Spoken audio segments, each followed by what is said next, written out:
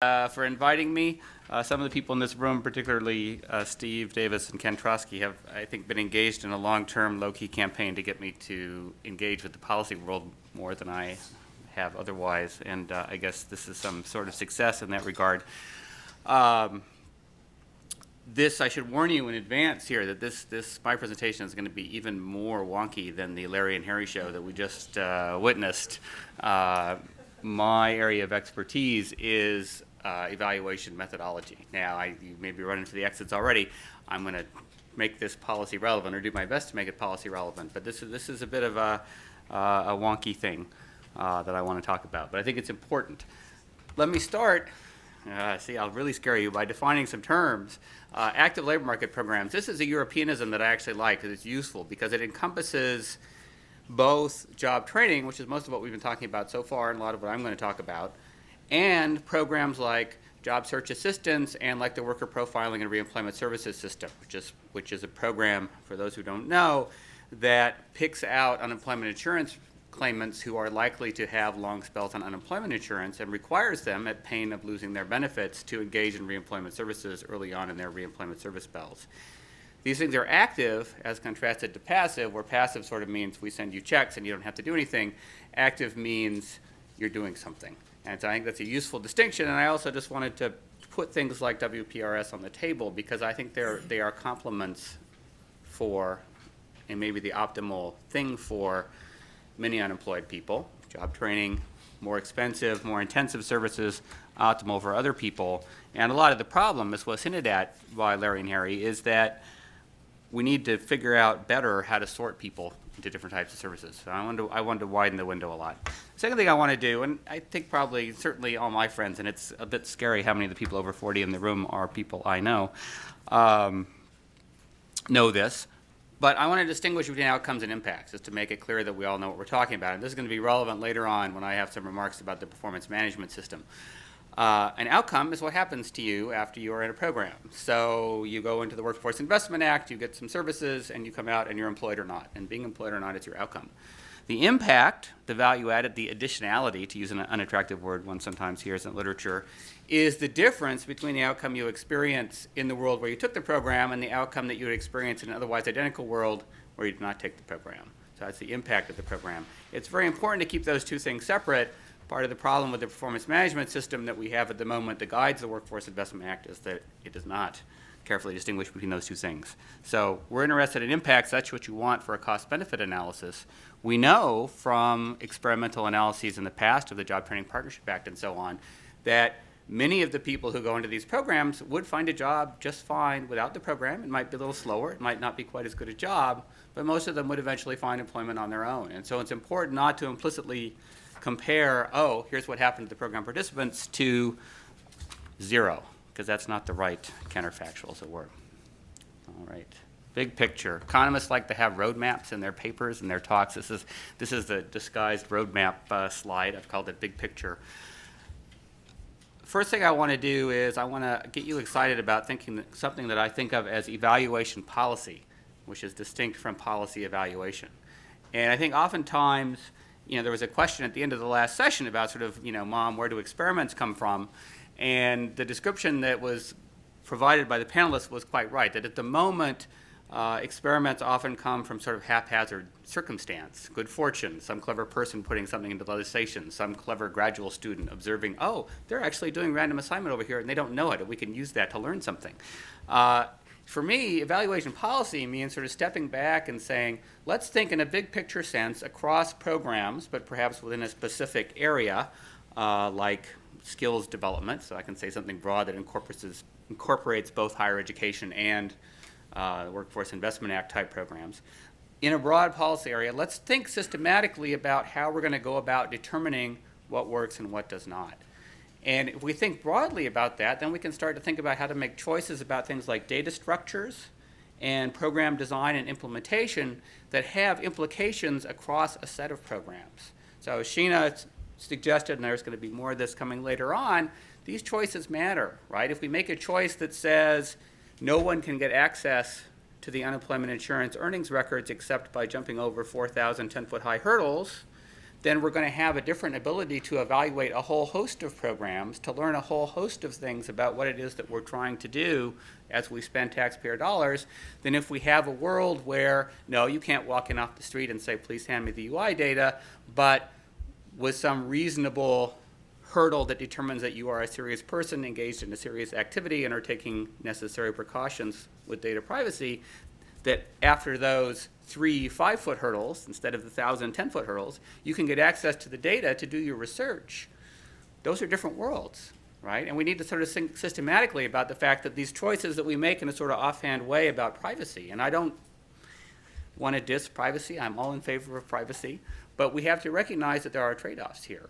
And some people need to make the case, I'm going to try to make the case a little bit, that we haven't made that trade-off quite right. So by evaluation policy, I mean things not just about data, but about design and implementation of programs that affect the ability to generate evidence about program effectiveness and operation. I like to think of that as a separate policy domain. And the first thing I want to get you doing is to at least think about that as a separate policy domain. Then I'm going to give some examples about evaluation policy. I'm going to talk about data. I'm going to talk about design and implementation. I'm going to talk a bit about institutions. Then I'm going to say a little bit about what I've called here somewhat provocatively disinformation. I'm going to say a little bit more about the performance management system that currently governs the Workforce Investment Act, and I'm going to say a little bit about participant evaluation. These are two things I've both done research on, and I think that they sort of constitute negative evaluation. That if we think of summing up knowledge from our evaluation activities that are sort of well thought out and using quality data, then we kind of subtract from that total with our performance management system and our occasional reliance on participant evaluations. All right, next thing I want to do is give some examples of evaluation sort of policy decisions that have been made. And I like to distinguish 4 models that are out there in the world. So I'm going to talk about some of what Larry called European countries that we often think of as being behind. And I liked that phrase. That's going to stay with me. So the first set of European countries that we often think about as being behind are the Northern European countries. So here I have in mind the Nordic countries and the German-speaking countries. These countries are distinguished by the fact that they have chosen to collect and make available to researchers extremely high-quality register data.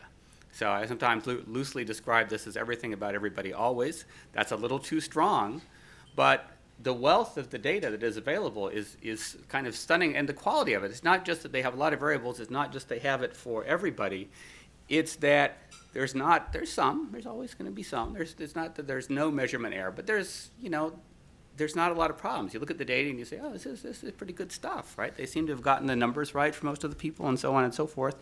They have similarly high-quality programmatic data in these countries that you can link to the register data on people's earnings and people's health and people's this and people's that. So you can examine in these countries the effect of participating in active labor market programs on not just earnings outcomes, right? Not just what we have in the UI administrative data when we can get it, not just on employment, but on health and on all kinds of things, on mobility. That's good stuff. I agree there's a cost. There's a big brotherish aspect to the government having everything about everybody always. Maybe for people whose friends aren't all professors, there's a scary aspect to professors having that information too. But you can generate a lot of knowledge. And this is an area where the US is behind in some sense, right? There are a lot of professional economists, pretty famous professional economists who, it's not just Sweden anymore. Sweden's always been able to get people to come over because they have that prize that they can dangle. But now Denmark and Germany and places like that can get people to come over and hang out and use their data and study their programs, right? Instead of staying over here and studying US programs, because the data are so much better. The data are so much more interesting. That's a cost for us, and that's something we need to think about as we make these evaluation policy choices about what our data environment in terms of content and access is going to look like. Now, on the other hand, these countries, with the partial exception of Denmark, basically never do random assignment. So part of what they've done is they've made a choice and said, okay, we're not going to run a lot of experiments. We're worried about experimentation on people. But we're going to be able to do a lot of high-quality non-experimental studies because we have this great data. And to some extent, as I will say in the next slide, the US has sort of made the opposite choice. The US has kind of said, okay, we're going to do some experiments, not as much as I would like, and I think most of the other people in the room would like. but more than anybody else by a long ways. There's a book called The Digest of the Social Experiments that a couple of professors put together. It's 250 pages. It's several years old now, but it basically tried to list every social experiment that had ever been done in the world up to that time. All but 10 pages are about experiments in the US. So the US is a leader, and that's good. And in some sense, you can trade off the high-quality experimental variation in terms of knowledge creation against the high-quality administrative data. But wouldn't it be nice to have both? Wouldn't it be nice to have both? Sometimes these countries, like sometimes we do, design and implement programs in a way that facilitates implementation. That's a very haphazard thing. They organize their research industry around quasi-independent, partly government-funded research institutions. Those tend to be of pretty high quality. I think their notable feature in thinking about them as a possible exemplar for our country is just how independent they are.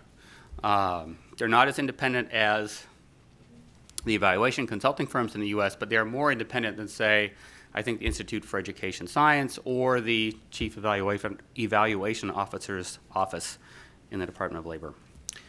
The second set of evaluation policy choices that I would like to highlight are common to the sort of other Anglosphere countries. So here the UK, New Zealand, Oz, and so on. Their administrative data tends to look a lot like ours. If anything, it's lower quality typically, more full of measurement error, less clean, less organized, and so on and so forth. Oftentimes their program data is no better and sometimes worse than ours. And at least in Canada, which is the place I'm most familiar with, it's even harder to get access to administrative data to use for outcomes, even in evaluations being run by the federal government, than it is here. And that's a puzzle to me, especially because Canadians in general are much more trusting of their government than we are here in the US. But they don't seem to trust it with their data. There are limits. They'll let it spend half of GDP, but not have their data. Those countries tend not to do random assignment either. There's a couple exceptions. And so they have trouble, in a sense, because if you want to do an evaluation of your active labor market programs and you're not willing to do random assignment and you don't have very good data, the evaluation that comes out at the end is not going to be very good. One of the lessons, I think, from 40 years of doing these things is that the truism that clever econometric methods or clever statistical methods cannot defeat weak data has been amply verified many times, and it is amply verified in many evaluations in those countries. They tend to have weak evaluation industries as well, not unrelated. Here's how I would describe the US. Go team. I would say that we have medium quality administrative data, and it's been getting better over time, and partly it's been getting better over time because, for example, the UI earnings data has been incorporated into the performance management system. And this may be the silver lining of our performance management system. It is that bringing in the UI data to overcome problems with trying to rely on the local job training centers to phone people up to ask them if they were employed or not, a little bit of moral hazard problem there, has made the state level data much better. I remember when the JDPA evaluation was happening, they actually had trouble getting 4 of the states to produce usable UI administrative data to use as outcomes for that evaluation. Things are much better now. That's good. It's a silver lining. It is still very challenging to access data in this country, as Sheena mentioned, in a couple of senses. Right? One sense is it's very hard to get the states to actually agree to play ball unless the federal government really leans on them. So in that sense, you've heard from 2 of the authors of a very nice non-experimental evaluation of the Workforce Investment Act. That's Heinrich et al. There's another paper that I've been doing with Harry that does a similar thing. In both cases, the number of states that agreed to play ball, that agreed to have a free evaluation, free to them, except for very marginal costs of providing some data, free to them evaluation by academics at nice-sounding universities of their Workforce Investment Act programs. The number of states that are willing to do that is very small. The number of states that are willing to do that and have their name, the name of the state assigned to the impact estimates, is 0. Right? That's sad. Right? We have 2 states. That's great. We thank them for being a part of our project, but I can't tell you what they are because they're shy. So the other sense in which it's hard to get access is that even if the state agrees to play, then you've got all these other hoops to jump through, blah, blah, blah, blah, blah. Okay. I mentioned we do a lot of random assignment. That's good. That's the strength of U.S. evaluation policy, is that we're sort of on board. It's the pragmatic transition in the U.S. Tradition in the U.S. is to care about evidence, and we do in an important way relative to other countries. I don't want to make a statement here that the glass is empty. Just it's half full, and it would be great if it were more full. We have a great evaluation consulting industry, and that is another strength of this country that is not replicated elsewhere. The quality of the researchers, especially the sort of high-end firms, I'm not just saying that because some of them are here, is really impressive, and it's a great resource that we have. I think it'd be very interesting for somebody to sit down. I've done this a little bit, but just in a kind of cocktail party way, to think about why is it that our evaluation industry is so much better than it is in other places. And I'm not quite sure I know the answer, but it's to our credit. Then there's the fourth model, which is sort of every other country except the ones I've listed, and there you don't want to know. I think it's the basically they're not doing evidence-based policy. It's every other country. All right.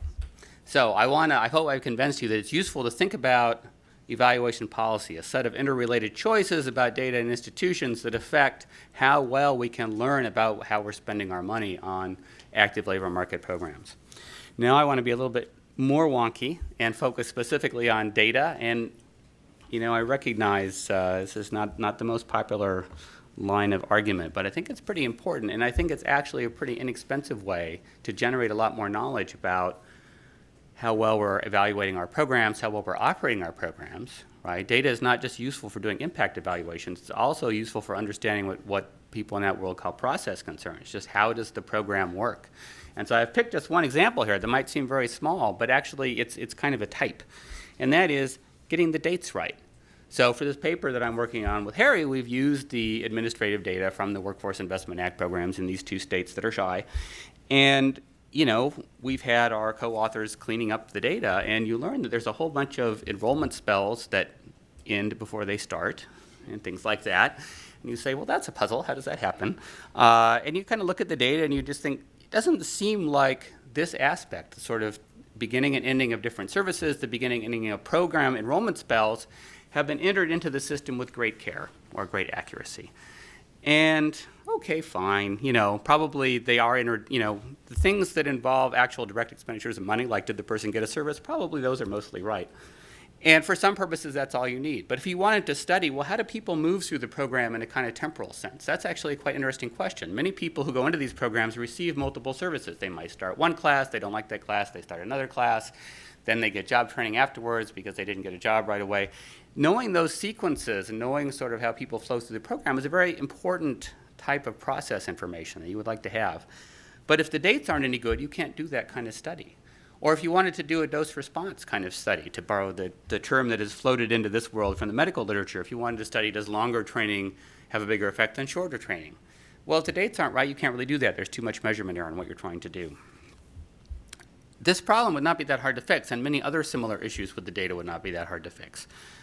You just have to have the right software that sort of nudges people, right, to do the right thing, provides them with some minor incentive, like they can't get to the next screen, and that checks the response and says, oh, wait, that ending date is before the starting date. Maybe you should try again. Things like that can make the data better and improve our ability to learn about what the programs are doing. Another issue is what should be in the data set? What should be in the administrative data? The set of things that are in the administrative data for the Workforce Investment Act, again, I'm treating this as a type. We're getting into details here, but I mean this to be kind of exemplary of the general issue of, I don't think anybody's ever thought about this very hard. In the following sense, these data systems, the UI earnings data, the WIA administrative data, were set up primarily to be administrative data systems in the sense that they were to be used for program operation. Now they've been kind of moved over into this dual use aspect where they're going to be used for administration and for evaluation and research. Well, the way you set up and design a data system that's going to be used only for administration is different than the way that you set up and design a system that's going to be used for research. You document it differently. If somebody who isn't there every day is going to actually be using the data, you describe the variables. I'm old enough to remember stories about things like, oh yeah, we had this great data, but the guy who knew the data, he retired. And he was the human code book, and now he's gone, and so we have no idea what the variables are because they all have two-letter names and things. It's better than that now, but it could be a lot better. So I want to suggest here that sitting down and sort of thinking about maybe augmenting the data with some additional covariates would be a useful thing. Now, this is going to take a little bit of resources, right? It consumes caseworker time. It consumes a little bit of time of the participant in the program. But it would facilitate both understanding how the program operates, and it would facilitate evaluations. A lot of the program evaluations we do are based on trying to, when we don't do experiments, they're based on trying to take people who get some service and find other people in the data who look like them in terms of observed characteristics, and then compare the outcomes of the two. So matching or selection on observed variables or whatever you happen to want to call it. The compellingness of that strategy depends crucially on which variables you have available to say, oh, this person looks like that person. In the German data, for example, the data contained caseworker evaluations. So the caseworker, when they're dealing with each client for the first time, they sort of look at the person and how they present themselves and how they talk and act and dress and all that stuff, and they give a number, 1 to 5, on how employable is this person. Well, that summarizes a lot of information that we don't already have. It's useful for descriptive purposes, right? I'd like to just see the table of those numbers for the set of people who come in and how it varies over the recession and how it varies across geographic areas. That would be quite interesting.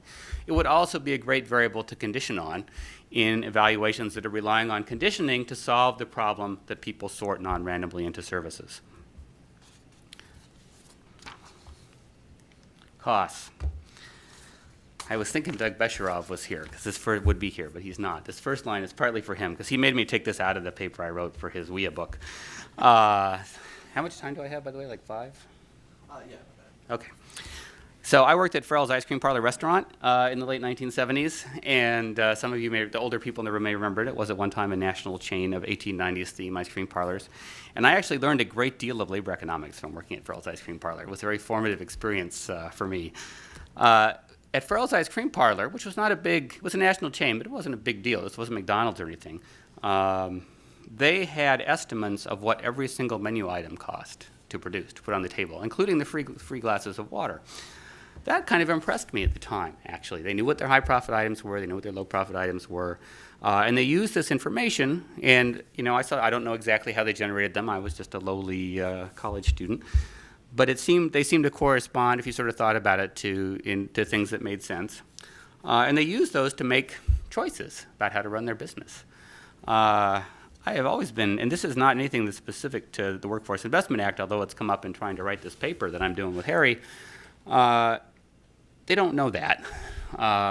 It's not as extreme as the only number you can get is to divide the budget by the number of participants, but it's closer to that than it is to Farrell's. And I recognize there's some hard issues here because of the one-stop centers. There's kind of common costs that are shared across programs and so on and so forth. And I guess I had this idealized view that accountants have solved all these problems. But we could go a lot farther in this realm, and it would be a useful exercise, not only for evaluation when it comes time to do the cost-benefit analysis, to have some costs that are more than just the budget divided by the number of participants. It would also be useful for program operation and just sort of thinking about what we're doing and how we're doing it.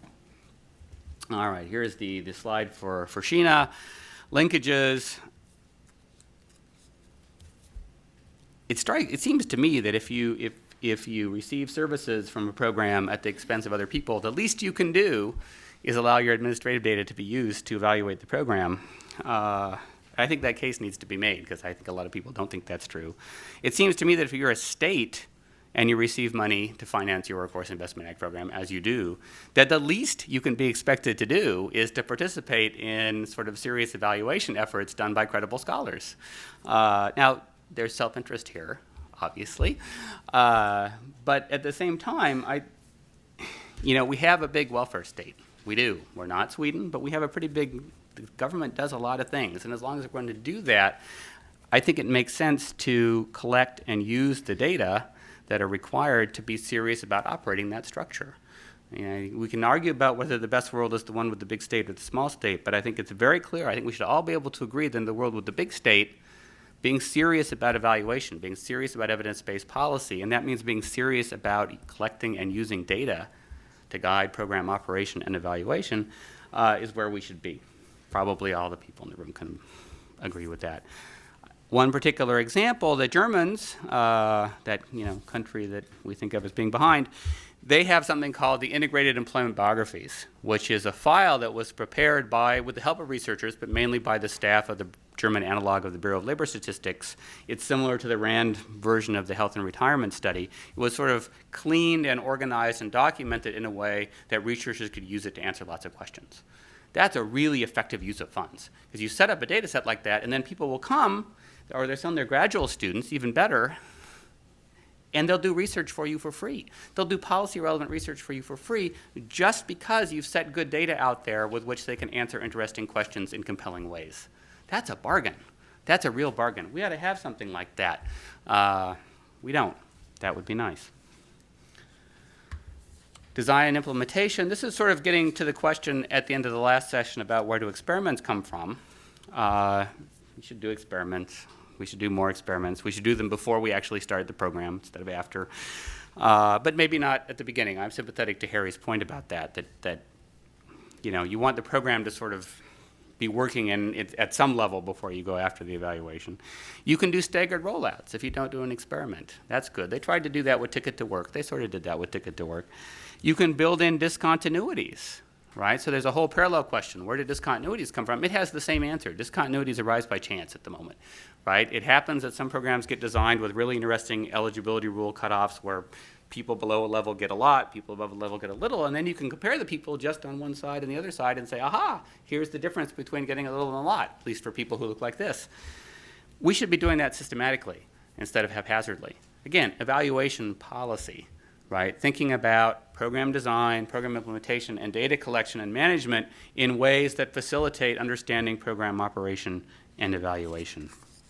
You're going to hear a lot about the ITA study, and I already have heard some, so I'm going to skip that. But it's important to note that there are many questions beyond just what's the average treatment effect of this program, what's the impact of this program on earnings. There's a lot of other questions about program evaluation that are also usefully studied using methods like random assignment, using sophisticated data sets. Institutions. I was going to say more about this. This is the slide I changed the most from what I sent to Gary a couple days ago, because I had a conversation with somebody yesterday at the other conference I was at that is working in the Chief Evaluation Officer's office. And I liked what I heard, but I'm not sure, I don't understand the full import yet of what I heard. It sounds like some good things are happening in terms of a serious focus on evaluation, in terms of some additional independence, so on and so forth, in terms of a WEA version of the What Works Clearinghouse. That's all good stuff. Let's hope it lasts. Let me spend my last couple minutes on disinformation. So as I said, the performance management system is kind of such a disaster that somebody ought to write a book about it. Well, somebody did, as it turns out. That is the cover of my book with this obscure economist called James Heckman, as well as Caroline and a couple other people that summarize. Essentially, it's a summary of a bunch of papers that we published, plus some additional material updated to reflect changes since the papers were published. The performance management system then goes back through the Job Training Partnership Act, includes the Workforce Investment Act. It's just a mess, and it's fundamentally a mess because it confuses, oh, the person is employed with, oh, the person is employed and they're better off than they would have been in the world without their program.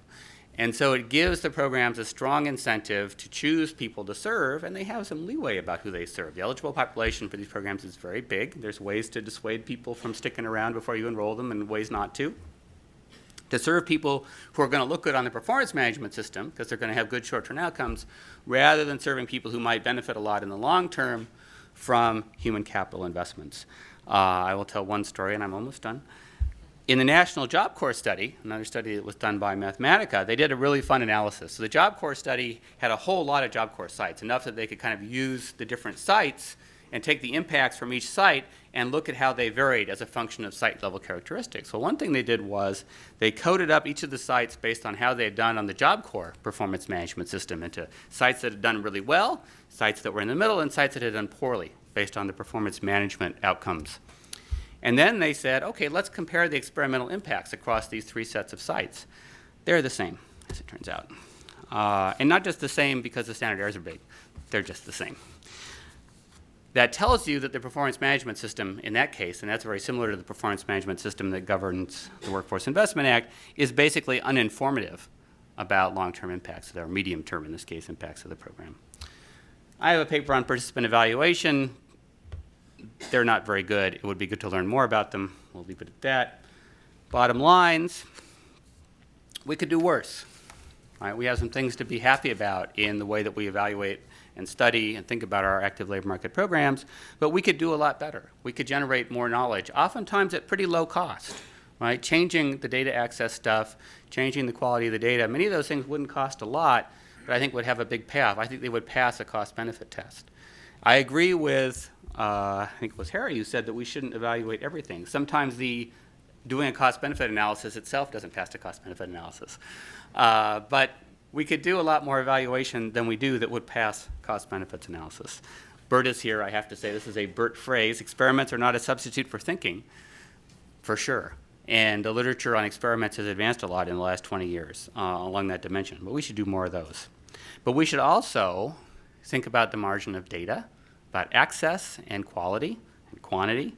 We should think about being more systematic, and this is something that a chief evaluation officer's office could surely be about, trying to spread the message that when you're setting something up, you need to think about, at that time, how are we going to evaluate this program? Because it has implications for how you design and implement programs. I'll stop there. Thank you very much. Well, thanks very much. And Gary Burtless will now respond.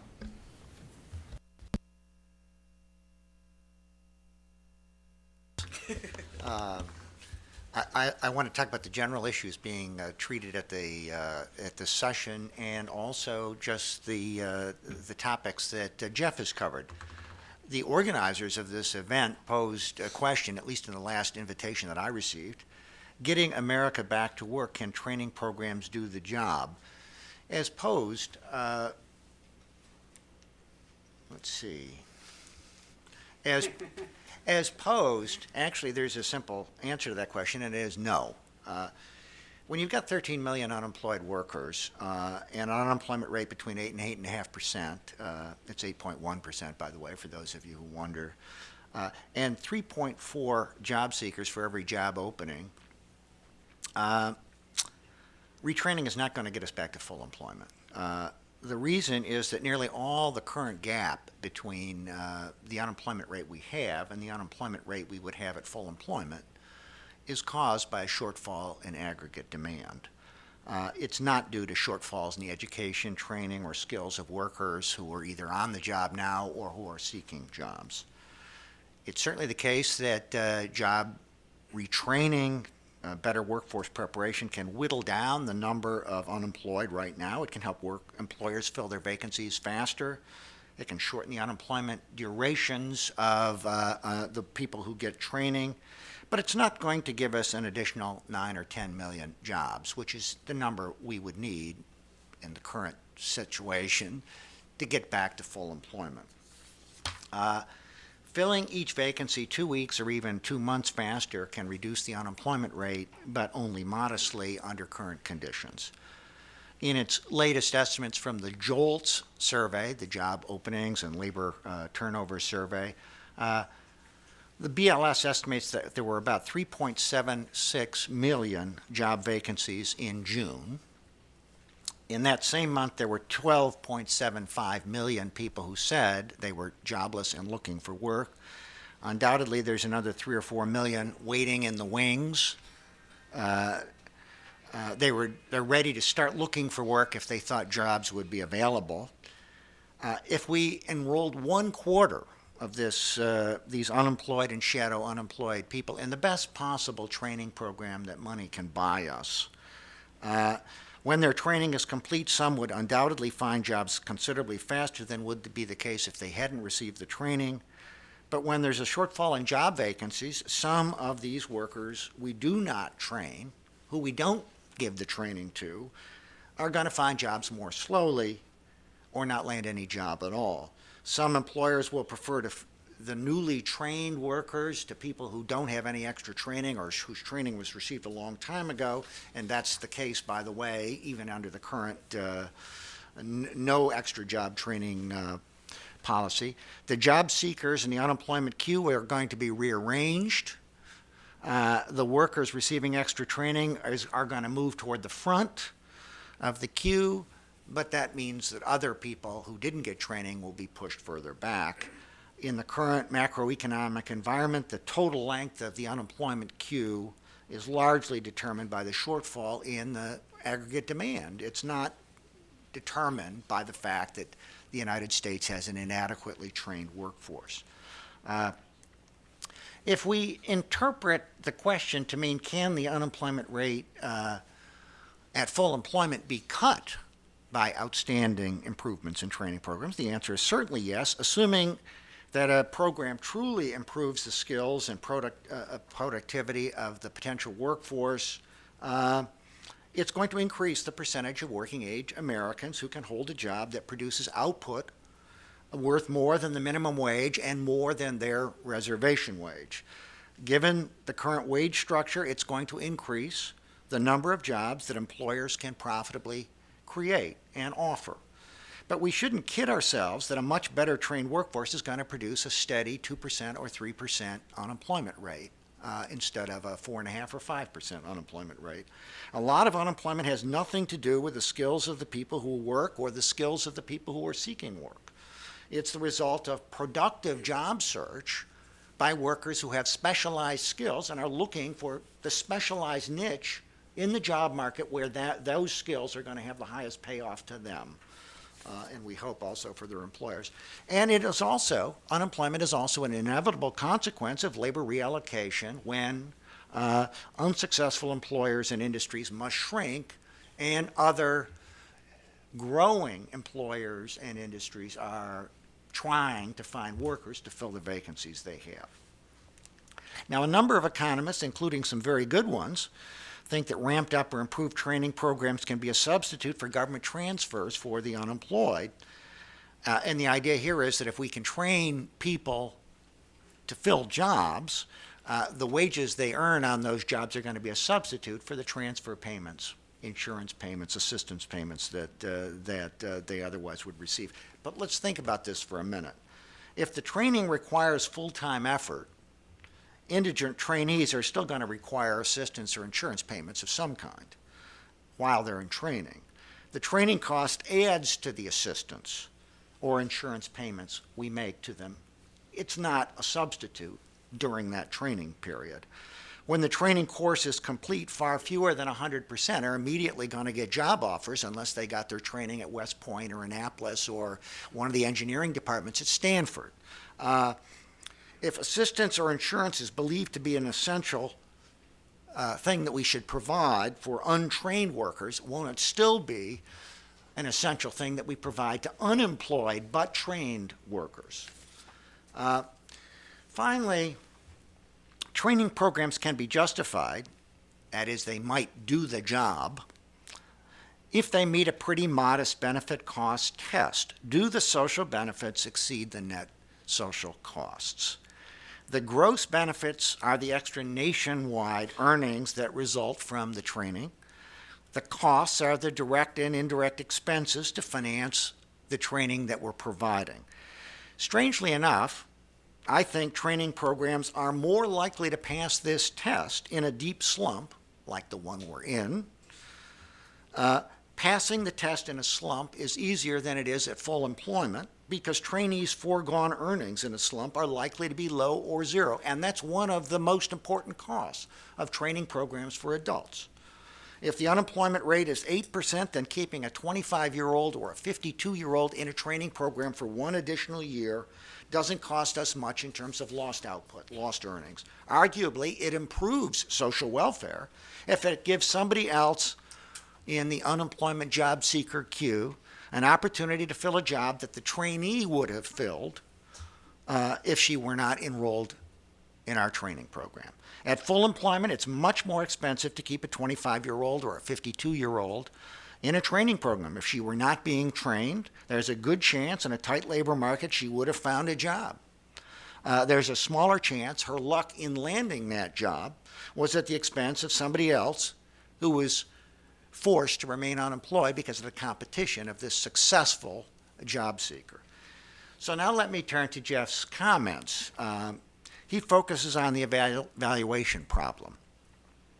For the current discussion, there are two crucial evaluation problems. The first is what works for whom, And the second is, why do successful programs succeed? Or what is much the same thing, why do unsuccessful programs fail?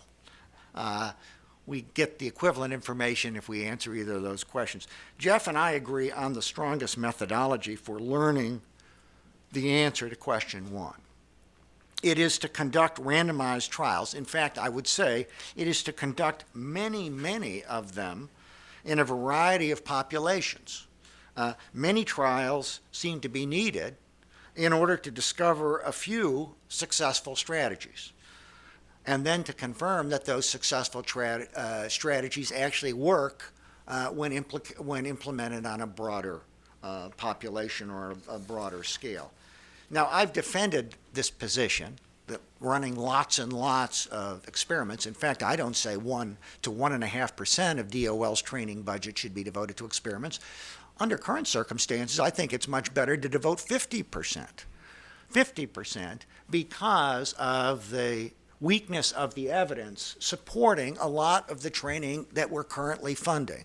And that justifies a whole lot more money, a lot bigger allocation of resources to learn what works for whom. Learning the answer to question number 2, why do successful programs succeed, is harder, but the answer would be ultimately much more useful to us. We would know more about how to answer that particular question, question number 2, if we actually had the results from many, many small bore experiments, some of which discover successful strategies, and many of which, of course, do not. Critics of randomized trials are correct to point out that these evaluation methods do not give us all the crucial benefit cost information we need. They do teach us what works and for whom when the strategy is adopted on a small scale basis. But they don't provide definitive evidence on whether the strategy would work to the same degree if implemented on an intensive or on a nationwide scale. One reason for this is that training confers an advantage on the trainee and, in most job markets, a disadvantage on job seekers who do not get the benefit of additional training. The program might bring a trainee closer to the front of the unemployment job seeker queue, but push everyone else in the queue back just a little bit. The trainee gets a job or gets a good job faster, but someone else spends longer in the queue or lands a worse job. I'm not arguing that this model is the right one or saying that the adverse effect on non-trainees is necessarily large, but I do think it's a model that probably works during a lot of labor markets, including the one right now, and I'm saying that we cannot infer the net macro impact of a tested experimental treatment just by looking at the treatment control difference in a small-scale randomized trial. We cannot know that the average treatment control difference we observe in an experiment will be the same as the average treatment effect we'll get if we implement this on a wide scale. In a small-scale experiment, the net advantage conferred on trainees will have almost no adverse impact on everyone else in the queue. People who have received training and people who haven't received training. It will not have, if you only enroll 250 people in a job market that has 140 million employees, that's not going to have very many adverse effects on everybody else. The trainees obtaining an advantage in the unemployment queue are so few in number, they cause almost no adverse impacts on the non-trainees and on the other people who have received training. If we ramp up the program and we enroll 250,000 people who succeed in completing training instead of just 1,000, the average advantage for workers who receive training might be considerably smaller, and the adverse impacts on folks who don't get training may be larger. So experiments give us a reliable guide to the most promising strategies we might adopt, but whoever said it doesn't replace thinking is right. We still need to think, can we ramp this up and expect to see something similar in a nationwide program? Okay, well, thanks very much. In the interest of staying on schedule, I'm going to forego any questions that I have and just turn it open to the floor now. So, as with the previous question session, please wait until a microphone appears to answer your question, to ask your question, excuse me. And anybody?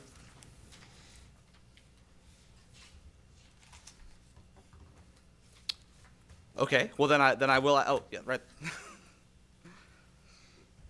Neil Ridley at CLASP. I guess I have a question for Dr. Smith.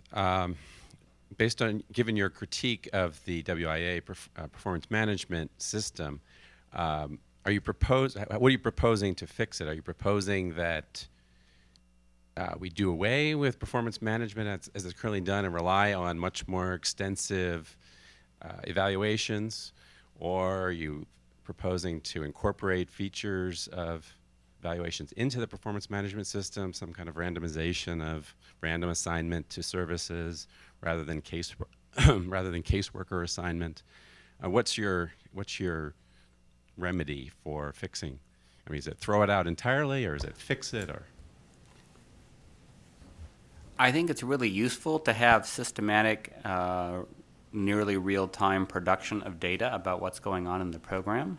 I mean, in a sense, that's a good feature, and not just what's going on. Who's getting what how many services are being delivered, who's getting them, how many getting jobs. All those things are very useful, and I think we want to have them. I think what we don't want to have is we don't want to have this implicit and sometimes explicit idea that these measures, these short-term outcome measures, are good proxies for short-term or long-term impact estimates, right? They are what they are, and a lot of this is sort of how they're presented, how they're discussed, how they're framed, and also whether or not they're incentivized. And so I would kind of dial down the incentives that are present for the workforce investment boards that are associated with their performance relative to these measures, and reframe the enterprise as sort of a real-time informational system, in which case I think it's a very valuable role. But right now, we're not incentivizing, value maximization. We're incentivizing strategic behavior by the sites. Now, you mentioned some other ideas that have a sort of wonky Christmas aspect to them, of building random assignment permanently into the program. Certainly, those are things that I have fantasized about. I'm sure many other labor economists in the room have fantasized about such things. It would be great to pull them off. That would be a trick to do that. The Canadians at one point seriously considered trying to set up a sort of ongoing non-experimental evaluation system so that they would produce performance measures that had a counterfactual built in. They would sort of be constantly doing non-experimental evaluation, comparing the people who got the intensive services to the people who got the less intensive services. As you might expect, that effort ran aground on the rocky shores of feasibility, and it didn't happen. You could try to do something along those lines too. So I think that the data aspect is great, but we shouldn't be confusing these things with impacts, because they're not.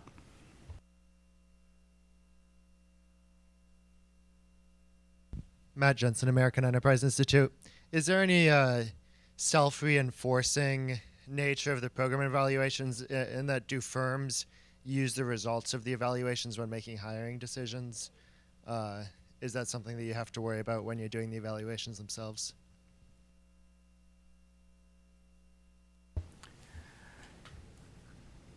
That would be a really interesting exercise, to go around and ask people in human resources departments at firms how much they know about programs and literatures and things like that. And I think the answer is probably that for firms that are sort of getting free training provided by the program, or firms whose boss is on the local workforce investment board or whatever, they're probably going to know some stuff about what's going on, although more likely than not, they're going to think that performance measures tell them that the program is working fantastically well.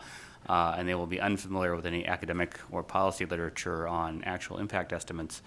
I think most firms probably have only the vaguest idea of how America's system of skill formation works, but that's a claim based on not much evidence. That would be something interesting to know.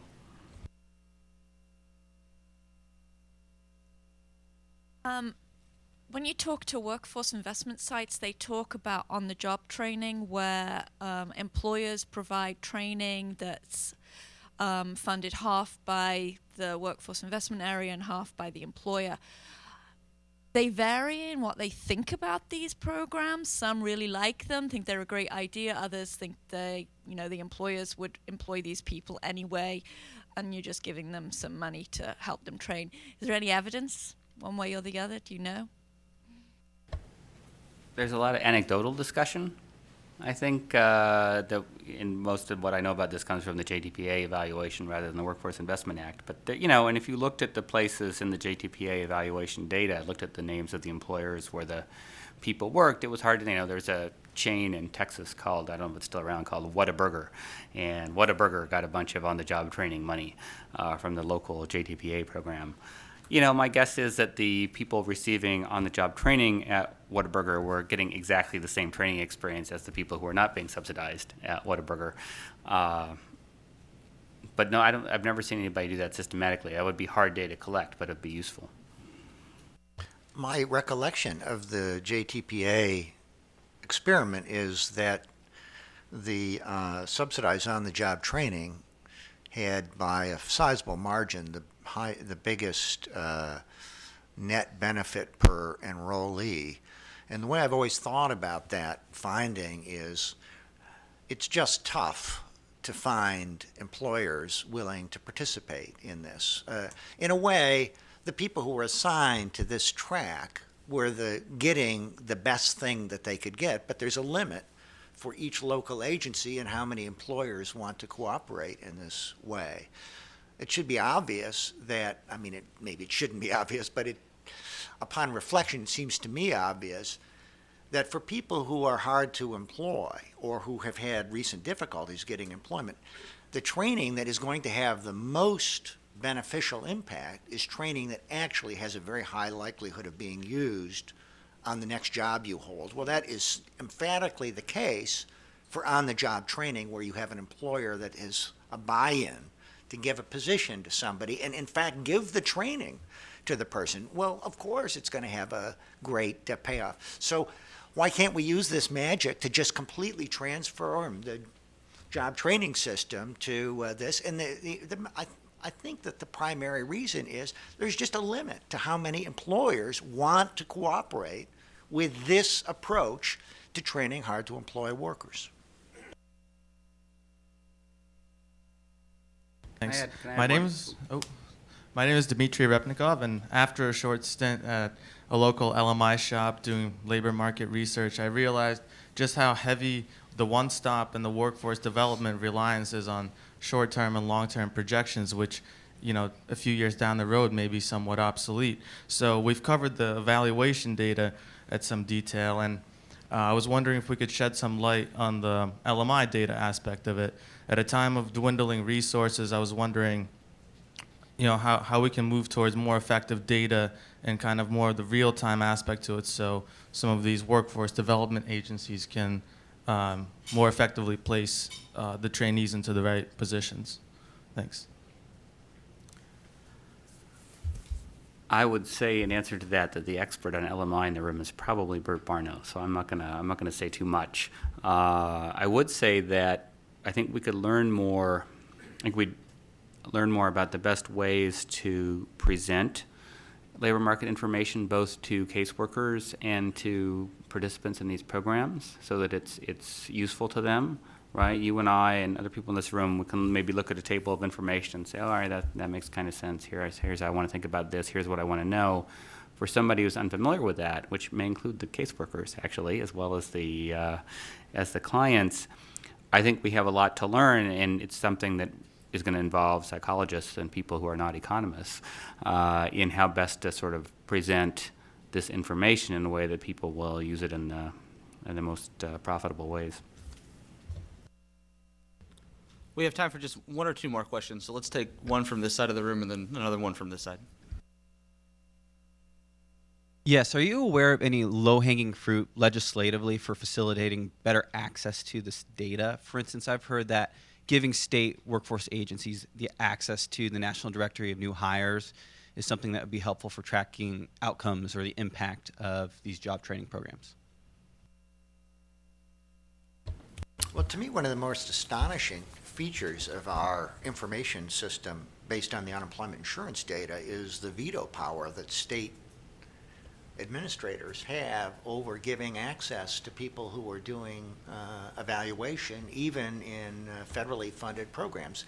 And the mystery to me is the federal government pays for every dime of every single dime of the administrative cost of the unemployment insurance system. How in the world did the states end up with veto power over who gets to use the data? I don't know. So to my way of thinking, and there's been, in my recollection, no labor secretary has ever said, these are data that have 100% been funded by the federal government, and the federal government, in its evaluation of the success of these programs, has a right to have the data. You can't tell us no, but labor secretaries go along with that. I'd actually like to build on that question. Professor Smith, you mentioned that you had 2 states that shall not be named that you were able to study. How did you convince those 2? What was different about them than the other 48? I'm not charming enough to have been put in charge of this aspect of the project, so I can't tell you. My co-authors were in charge of the state recruitment efforts. Okay. And one last question. Yes, go ahead, please. So I wanted to, this is Carolyn Heinrich, ask both Jeff and Gary to go a little further on your fantasies about random assignment. So Gary wants the U.S. Department of Labor to spend half of their evaluation budget on random assignments, and Jeff mentioned, how important this is, and we all know methodologically why it's very important. But one question I would ask you is what is appropriate level or place to do it? Because we can think about if we believe that there is value to counseling, or the Mathematica study, which the long-term results showed some potential benefits of structured choice. And we know this from past experience. This was in the youth Job Corps evaluation. They bring people through, they assess them, and they don't put everybody in the same bucket. And so there's a concern about doing that randomization, just people who are waiting and not getting access, or the many. So what level do we do that? And the problem that I think why you would be resistant, if states aren't giving their administrative data, why they're going to be resistant to these types of experiences, the same thing we heard on the front lines when this has been tried before is, well, when you do all that work to bring a client and you counsel them, and then you have to tell them, well, you're not actually going to get access to these services because you're not randomized out. So I think that's a practical challenge to actually doing what we all think would be really beneficial for evaluation. And I don't know if either of you could speak more about that. There's a lot there. I'm taken aback by the 50%. Wow. Not of the evaluation budget. No, of the total. No, I know. That's full employment bill for us. All right. I think let me focus on one aspect of what you asked, which is the level. There's a lot of interesting things that would be nice to do at the level where you were randomly assigning workforce investment boards rather than randomly assigning individuals. For example, it would be really interesting to randomly assign different performance management incentives at the workforce investment board level. And we're really fantasizing here.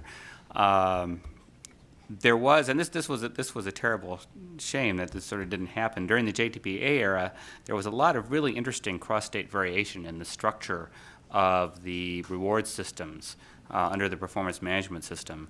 And we spent a lot of resources in Mr. Heckman's shop back in the day sort of codifying the performance management systems for the 16 states that were in the National JTPA study data. I guess 15 states, whatever it was, the National JTPA study data. And some of the co-authors on that book did very interesting work with those data. It was a real shame that as a matter of course, the federal government, the Department of Labor, was not collecting and codifying those data at the state level for all 50 states. That would have been really useful. You could have learned a lot about how performance management systems worked if that institutional detail had been collected in a systematic and organized way.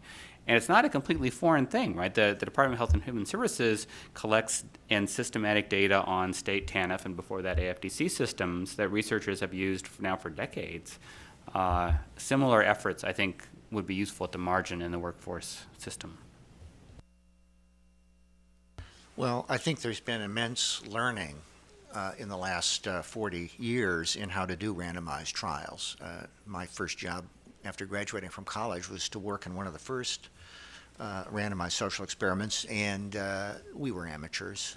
We were bad, and everybody else doing experiments back then was bad too. But some of the firms survived. NPR survived, APT survived, MDRC survived, and they got very, very good. And they do this stuff much, much better. At what level should the randomization occur? Well, there's an interesting contrast between the level at which randomization occurred in the JTPA experiment, which was the first really large-scale experiment, I think, with an ongoing program.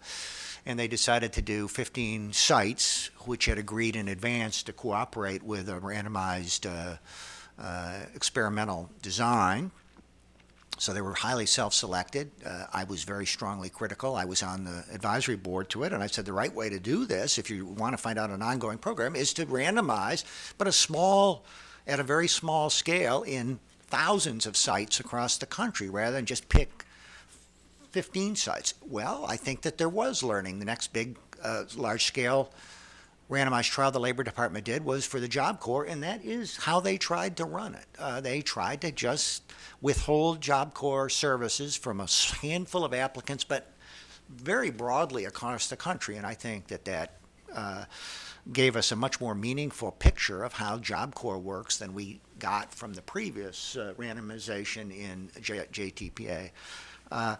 But for each issue, I think you can justify a different level for doing randomization. I'm arguing that we actually need to test different training strategies. And, at a very specific level, like the CET, you may have heard that. There was a very successful Californian training program and training operator. Could that be adopted in other places?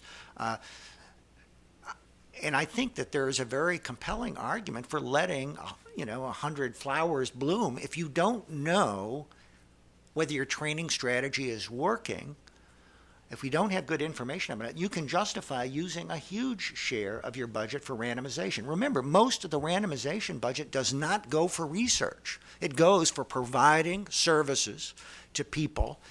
But as Larry said, when there's a long queue of people who want the services, just putting those applicants in different lines by random luck of the draw is a much more effective way to learn about whether these programs are effective than not. And we can do it on a much broader scale, and I think it's important to do it when we don't know whether these basic approaches to training are yielding any benefits. One of the lessons of the Job Corps experiment, should you need any reminding, was that its longer-term effects were so modest that, in fact, it's hard to justify the very high price tag that is spent on enrolling each youngster in that program. Okay, well, thanks very much. Jeffrey Smith of the University of Michigan, Gary Bertlis of the Brookings Institution. We're running pretty close to on time, so we have time for a break. Let's try to keep it to about 5 minutes, and then we'll come back for our final panel.